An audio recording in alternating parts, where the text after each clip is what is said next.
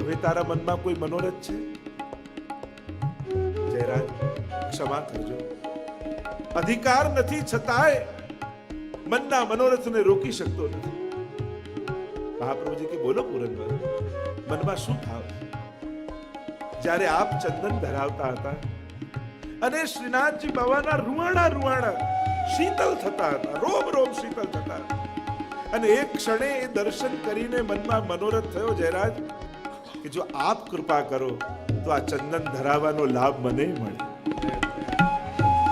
મહાપ્રભુજીએ કહ્યું, તે તો બહુ મોટી સેવા ઠાકોરજીની કરી છે. કરો કિવાણ બંધ, અને દ્વાર બંધ કરવામાં આવ્યા. અપરસ કર પૂરણમલ, અપરસ કરીને આવ્યા છે પૂરણમલ ક્ષત્રિય. મહાપ્રભુજી કે આજે અમે ખૂબ પ્રસન્ન છીએ, બધી મર્યાદાઓ મૂકો, આજે શ્રીનાથજી બાવા તારા હાથે ચંદન અંગીકાર કરવા તત્પર થઈ રહ્યા.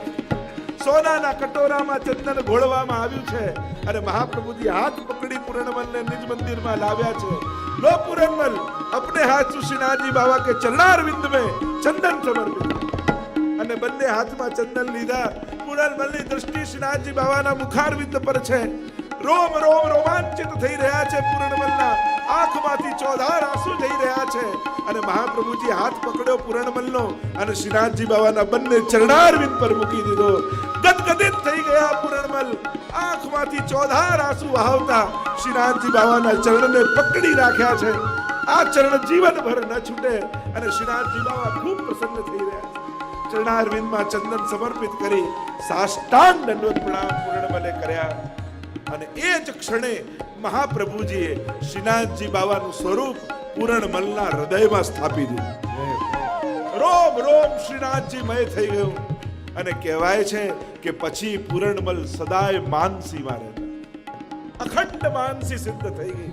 બસ એક ક્ષણનો રોમાંચ જીવનભરનું ભાથું બની ગયું. ઘણીવાર અમુક ક્ષણો જીવનની એવી હોય, એક ક્ષણો જીવનભર જીવન જીવવાનો એક સહારો બની જતી હોય. એ જે આનંદ હોય, એ જે મધુર સ્મૃતિ હોય, એ એવી હોય કે અંકિત થઈ જાય હૃદય. અને એવી અંકિત થઈ ગઈ. મહાપ્રભુજી એવી કૃપા પૂરણમલ પર કરી કે એના હાથે શ્રીનાથજી બાબાના ચરણનો સ્પર્શ એને મળ્યો. એવી કૃપા મહાપ્રભુજીની થઈ. અખંડ માનસીનું દાન પૂરણમલને આપ્યું.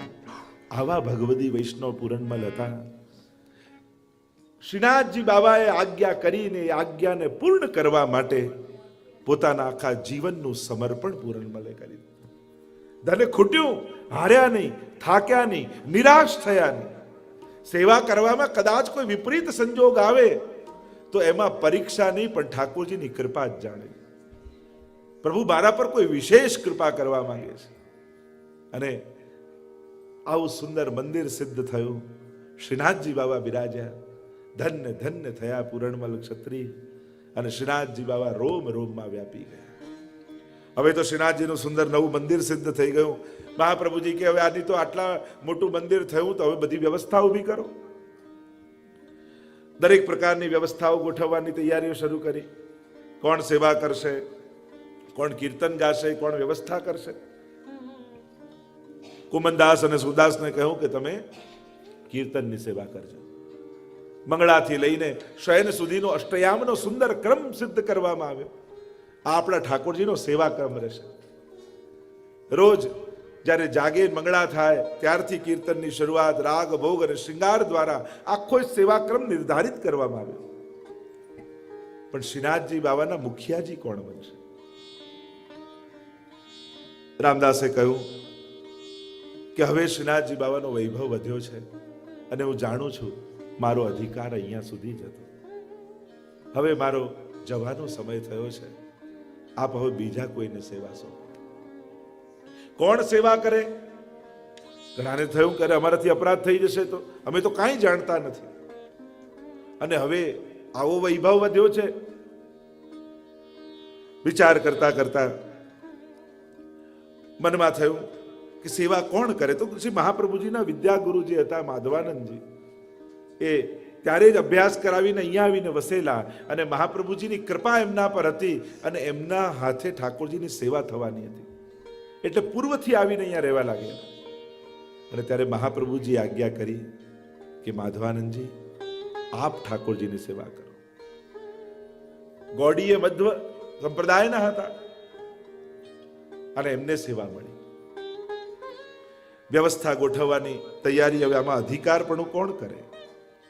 કૃષ્ણદાસ અધિકારી મહાપ્રભુજીના શરણે આવેલા અને કૃષ્ણદાસને મહાપ્રભુજી આજ્ઞા કરી કે કૃષ્ણદાસ, તમે ઠાકોરજીનો આ સમગ્ર કારભાર સંભાળો. તમે આજથી શ્રીનાથજી બાવાના મંદિરના અધિકારી છો અને શ્રીનાથજી બાવાના દરેક પ્રકારના સુખનો વિચાર તમે કરજો. તો કૃષ્ણદાસ અધિકારી બની ગયા. કુમનદાસ સુરદાસ કીર્તનની સેવા કરતા અને માધવાનંદજીને ઠાકોરજીની સેવાનો લાભ મળ્યો. અનેક અનેક વૈષ્ણવ મહાપ્રભુજીના શરણે આવ્યા છે. દિવસો વીતી રહ્યા છે.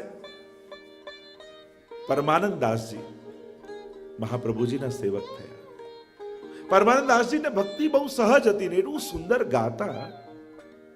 અને અડેલમાં મહાપ્રભુજીનો મુકામ સામે પ્રયાગમાં સુંદર ત્રિવેણીમાં સંતોના સમાગમ થાય.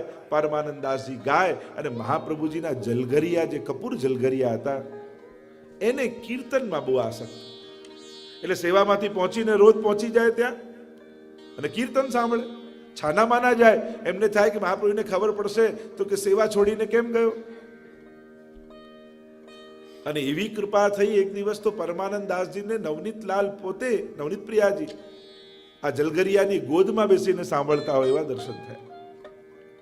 મહાપ્રભુજીના શરણે આવ્યા છે પરમાનંદ દાસ. અનેકવિધ પ્રકારની બાલ લીલા આદિ પરમાનંદ દાસજીએ ગાઈ છે.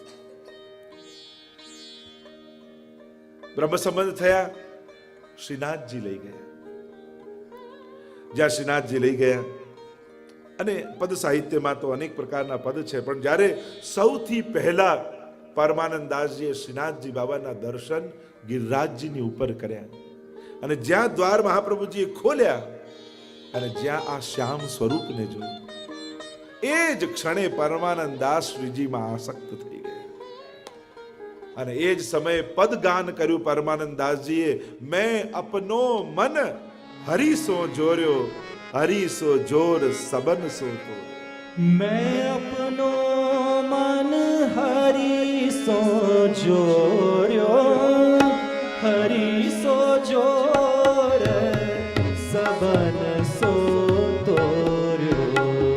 मैं अपनो मन हरिसो जोर्यो, हरिसो जोर सबन सो तोर्यो. नाच नचो तब घूंघट कैसो, नाच नचो तब घूंघट कैसो. लोक लाज डर पटक छोर्यो, लोक लाज डर पटक छोर्यो. हरिसो जोर सबन सो तोर्यो. પરમાનંદ દાસજી આસક્ત થયા શ્રીનાથજી બાબાના. કીર્તનની સેવા મહાપ્રભુજીએ સોંપી